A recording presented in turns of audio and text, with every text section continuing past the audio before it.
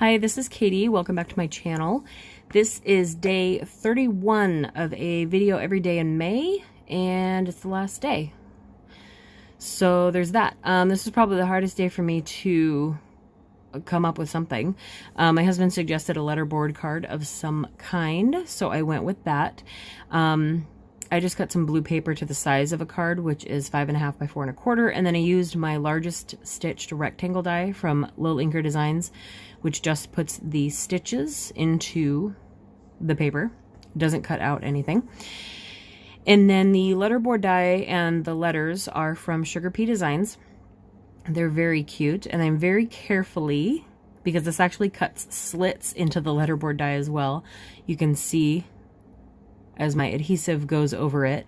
I'm adding it very carefully and up and down the back from top to bottom vertically to hold them in place, and peeling it off of my fingers very carefully so I don't bend all of the slats. And then I am using my Frosty Fairy Friends Lawn Fawn set because I miss them and it's very hot out today, so I was feeling something cool. And so I pre-planned some colors for them. I'm showing you those as I fill them in. I will also be using an item from just Fairy Friends, regular Fairy Friends, because the card ended up being a little emptier than I thought it was going to be. So I am using one of my, actually two for both fairies. I'm using two of my 2-color skin tone combinations that I did in my video earlier this month. If you look down some videos, that was like the bonus video. So technically I did, and I also mistook her arm for a wing, which I do all the time when I color these fairies. I color the wings first and I accidentally grab an arm in the process, but luckily the wings are lighter so I can color the arm over it. So I did a 2-color Copic skin color combo. I think I did seven or 8 of them in a video. So I'm using 2 of those in on these fairies. And then for the hair, her hair would probably be close to black, but I don't like coloring black on black stamped memento, tuxedo black ink. It just kind of makes all the lines disappear and I still want them to show up. So I use usually like the W9, W7 combo for dark hair. And then I'm just kind of mixing my 2-color combos here in the tealish, bluish area. I probably should have added a little more of a darker shade to her dress because those two just blended a little too well. These 2 colors, BG49 and BG45, are a little farther away from each other color-wise, so they give more of a difference, and you just kind of work them for a little bit. I should have used the darker marker on her dress and added some more shading just to add more on top of it. So it would have been a little bit darker, but I didn't. And then this fairy, I am using this color combo. It's E95 and E11, I believe. It's very pinky. Comes out pretty pink. And then this is going to be a very pink fairy. So I'm using the 2 lightest pinks that I have for the wings. And then RV10 to blend it out.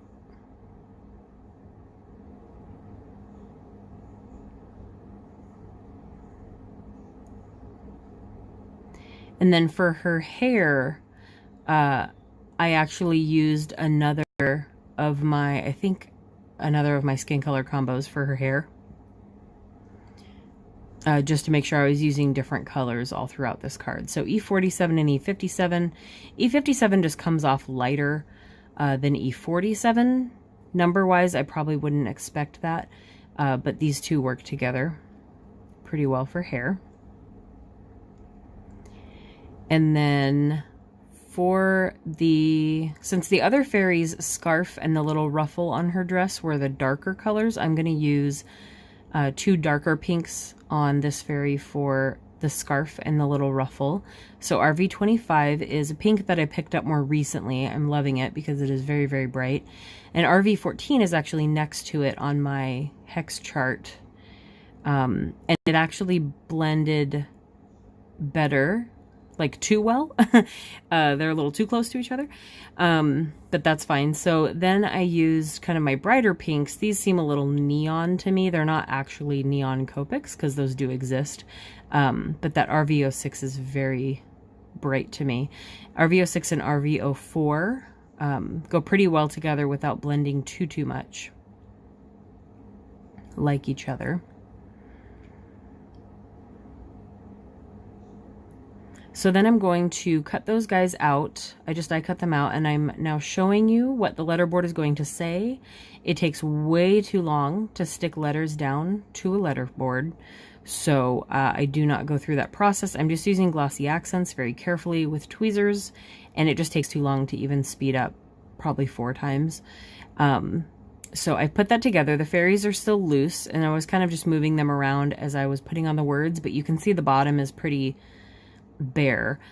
So after I stick these guys down, I'm just going to put foam tape on the back of them and make sure I support enough of them. And I'll stick them down where I had chosen. But then I need to find something else to put on the card. And at this point, I waited too long in the day. It's just getting kind of late, and I was at work very late today. And so I didn't want to do too much more. I may add more to this card later. You just won't see it. I want the top fairy to be holding a wand. I want the middle one to be holding like a present, maybe. But that was going to be too much to do just tonight for the video. But I will add one more thing onto the card. But here I'm just adding their little cheekies and then the white dots above it with the white pen, which is my new favorite way to do cheeks. So whoever started that, thank you. And then I'm just picking random areas to put white accents that make no sense, but make everything look cute, because why not? And then if you cross the white over a line, like it crosses over the ruffle of her dress, the black line, then it actually looks fairly deceiving, like they are shiny or like they're covered in glossy accents. That's when it's the most believable, is when it's going across that. So I set this down and I'm looking and I'm thinking about the wand and the present and how much I don't want to do tonight. So I decided to grab Fairy Friends and the little tulip. I don't know my flowers, so whatever flower that is. And I'm looking for scrap paper. That's the same paper that I use Copics on. I don't know. I found something eventually. And I didn't want to bend the flower because I do need to die cut it out as well. So I set it down and then picked it up with my block instead, which is a good way to pick up stamps in their natural shape if you ever feel like you're sticking it to the block wrong. And so I'm going to just use the missing color of this card and make everything purple. My favorite combo is V09, V17, and V15 for 3 purples together.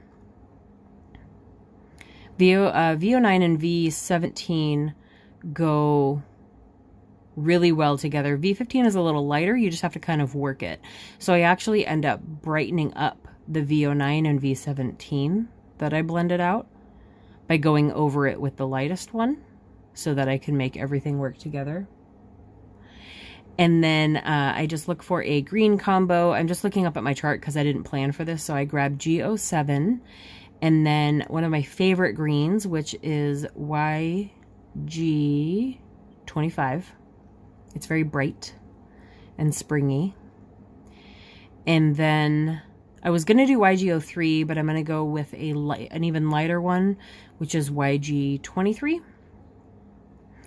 On my chart, it might be fading a little bit, but on my chart, it looks a little more yellowy, but it was a little more green here, but this worked out just fine for blending. And then I will cut this out.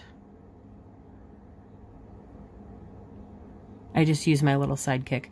And then I'm going to put foam tape on the back to lift it up just like the fairies. And then I spend way too much time trimming the foam off from the front side before I stick it down.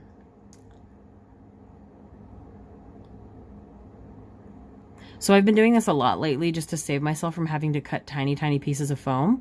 I just stick it down anyway, and then I start trimming off excess foam that's showing from the front.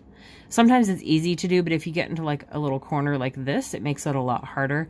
But if you have good detail scissors and you don't cut yourself often, then you're probably fine. So I've just been doing that a lot because I am too lazy to cut tiny, tiny pieces of foam and make them work. So I will stick this down, and then I'm going to add some white accents to the flower, and then that will complete the card and my last video for a video every day in May. If you watched every single video in May, comment down below, and maybe I'll send you a fancy card or something, and we'll chat. So that is it. Thank you for watching, and I will see you soon. Bye.